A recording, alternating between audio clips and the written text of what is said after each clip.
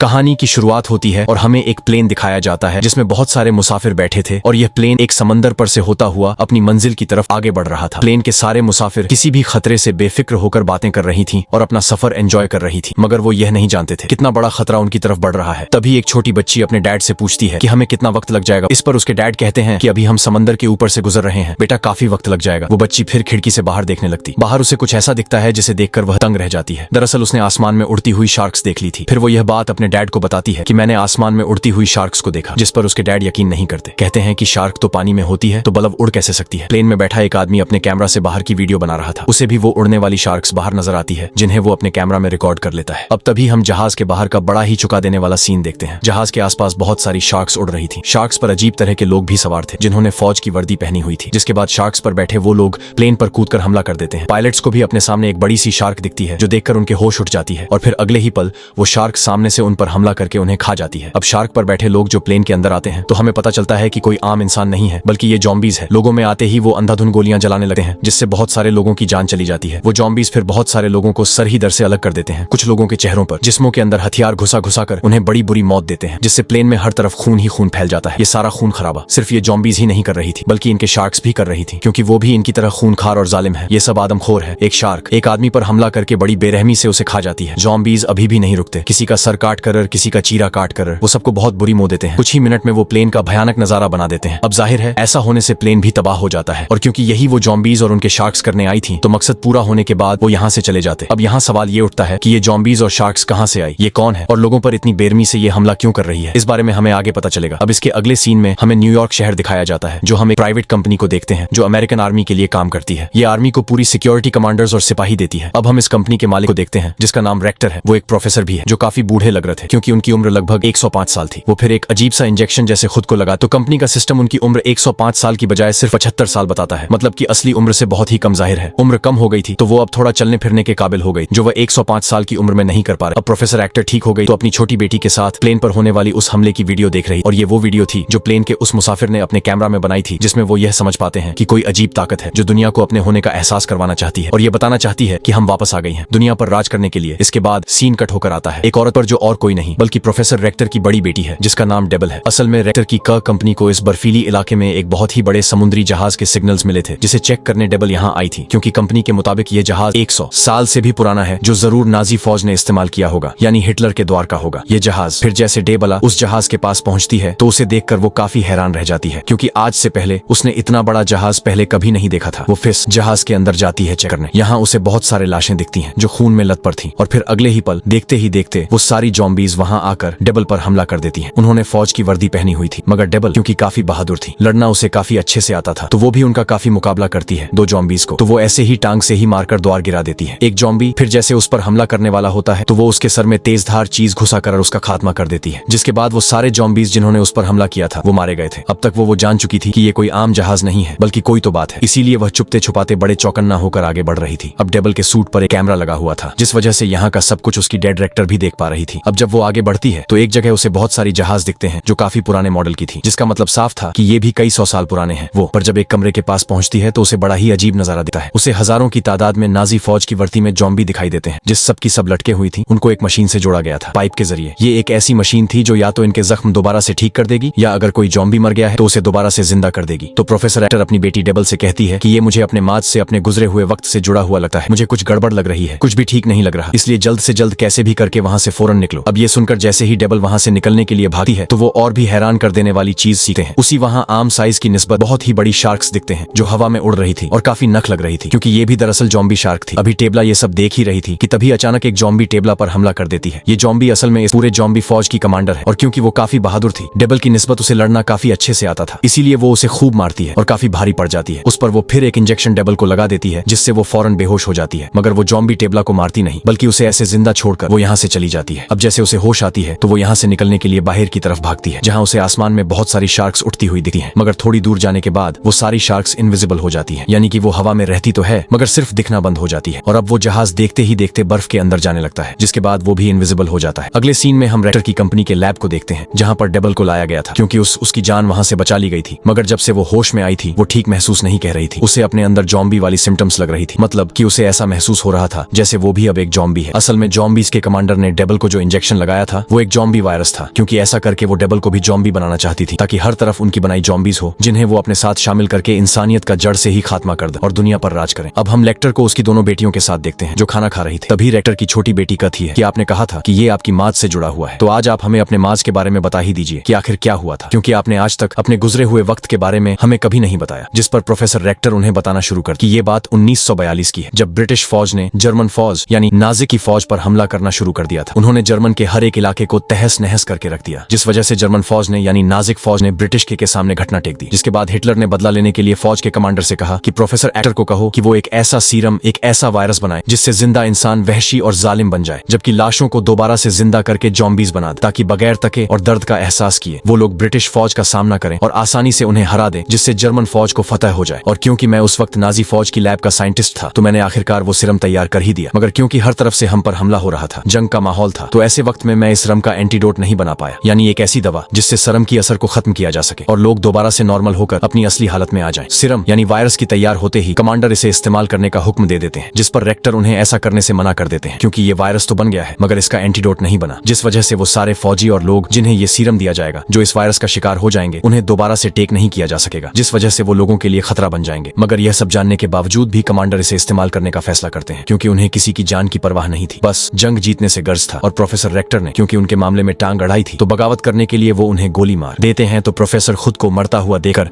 वो सिरम खुद को लगा लेते हैं। अब ब्रिटिश दोबारा से नाजी फौज पर हमला कर देते हैं, जिससे नाजी फौज और भी कमजोर हो जाती है, क्योंकि इन्होंने अभी तक उस सिरम का इस्तेमाल नहीं किया था। आगे रेक्टर बताते हैं कि जब 1945 में हिटलर की मौत हुई तो जर्मनी के हालात और भी खराब हो गए, जिसके बाद तो नाज की फौज और उनके कमांडर पता नहीं कहां गायब हो गई और मैं यहाँ अमेरिका आ गया इंसानियत की मदद करने और लोगों की भलाई के लिए। फिर मैंने यह कंपनी बनाई क्योंकि मैं एक अच्छा इंसान बनना चाहता था। सीरम बनाने के बाद मुझे अफसोस था कि शायद मुझे ऐसा करना नहीं चाहिए था। ये सारी बातें सुनकर प्रोफेसर की दोनों बेटियों को उन पर काफी गुस्सा आता है, इसलिए वो कहती हैं कि आज ये सब जो भी हो रहा है और उस वक्त जो हुआ, इस सब के जिम्मेदार आप हैं। आपने बहुत गलत किया कुदरत के साथ छेड़छाड़ की, मतलब कि गॉड ने जैसे इंसानों को बनाया आपने उन्हें बदलना चाहा और मरने के बाद मुर्दा लोगों के साथ भी गलत किया, उन्हें जॉम्बीज बनाकर, तो इसीलिए अब आप ही सबका कोई हल निकाल सकते हैं। इसके बाद हम देखते हैं नाजी फौज को जो जॉम्बीज बन गई है और उन्होंने न्यूयॉर्क पर भी हमला कर दिया है, जिससे यहाँ पर यह बात साफ हो जाती है कि जो जॉम्बी फौज और शार्क्स यहाँ पर आए हैं वो दरअसल नाज फौज है हिटलर की, क्योंकि 1945 में गायब वो इसलिए हुए थे क्योंकि उन्होंने ये सीरम, ये वायरस इस्तेमाल कर लिया था। हर न्यूयॉर्क शहर में होने वाली ये सारी तबाही खबरों में दिखाई जा रही थी और इस अचानक हमले की वजह से बहुत सारे लोग मारे जाते हैं। अब यहाँ के अलावा जॉम्बी नाजी फौज और भी कई सारे मुल्कों पर हमला कर देती है, जिनमें लंदन, जापान, कनाडा और चाइना शामिल थे। साथ ही शार्क्स आसमान में उड़ने वाले सभी प्लेन्स को तबाह कर रही थी, जैसा कि उन्होंने शुरुआत में किया था। ऐसा होने से सारे फ्लाइट्स बंद कर दी जाती है, मतलब कि हवाई सफर रोक दिया जाता है, क्योंकि एक एक करके बहुत सारे प्लेन्स तबाह हो गई थी। इन सारे हालात को देखते हुए रेक्टर अमेरिका के जनरल से वीडियो कॉल पर मीटिंग करते हैं, मगर बाद में इस मीटिंग में और भी बहुत सारे लोग शामिल हो जाते हैं, जिनमें प्रेसिडेंट, ऑफिसर, शार्क्स के डॉक्टर और कमांडर भी शामिल थे। अब इनमें से डॉक्टर बताती है कि शार्क्स हवा में इसलिए उड़ पा रही है क्योंकि इन पर कोई एक्सपेरिमेंट, कोई तजुर्बा किया गया है जिसमें इनके जिस्म की कुछ चीजों को बदलकर इन्हें इस काबिल बनाया है कि ये पानी से बाहर हवा में उड़ सकती है। ये तजुर्बा बहुत ही बड़ा है, जिसमें शार्क के पूरे निजाम को उल्टा करके उन्हें आसमान में जिंदा ने के काबिल बनाया है। और तो और जो इंजन उनके जिस्म पर लगाया गया है उसकी मदद से वो जमीन से 4000 की बुलंदी पर उड़ सकती है। एक्सपेरिमेंट की वजह से शार्क का जिस्म इतना सख्त और इतना मजबूत हो गया है कि उनके जिस्म पर किसी गोलीबारी बारूद का कोई असर नहीं होगा, जिसका मतलब साफ है कि इनको मारना नामुमकिन है। अगर हमें इनका खात्मा करना है तो हमें भी इन जैसे हैवान और राक्षस बनाने होंगे जिन्हें हम कंट्रोल करके इन पर हमला करवाएंगे। ये बात सुनकर ऑफिसर मना कर देते हैं, कहते हैं कि इस मुश्किल से निकलने का ये कोई अच्छा हल नहीं है जिसमें कि हमें एक राक्षस को मारने के लिए दूसरा राक्षस बनाना पड़े, क्योंकि अगर वो राक्षस जिसे हम कंट्रोल करेंगे वो हमारे काबू से बाहर हो गया तब हम क्या करेंगे। मगर अमेरिका के प्रेसिडेंट और जनरल ये चीज करने की इजाजत दे देते हैं। वो रेक्टर को कहते हैं कि तुम्हें इजाजत है, बना लो। राक्षस जो इन सब का खात्मा करते। एयरपोर्ट पर हम देखते हैं कि काफी दिन के बाद, क्योंकि फ्लाइट खोल दी थी तो काफी रश था और तो और फ्लाइट में देर भी हो गई थी, जिस वजह से वहां बैठे मुसाफिरों को काफी गुस्सा आ रहा था। और फिर तभी एक औरत देखती है कि न्यूयॉर्क जाने वाली फ्लाइट बिल्कुल तैयार है, जो देखकर वो सभी लोग बहुत खुश हो गए थे और न्यूयॉर्क जाने वाले सारे मुसाफिर प्लेन में जाकर बैठ जाते हैं। जिसके बाद ये प्लेन अपनी मंजिल इन्हें न्यूयॉर्क जाने के लिए उठ जाता है। उधर रेक्टर के कहने पर उसकी दोनों बेटियां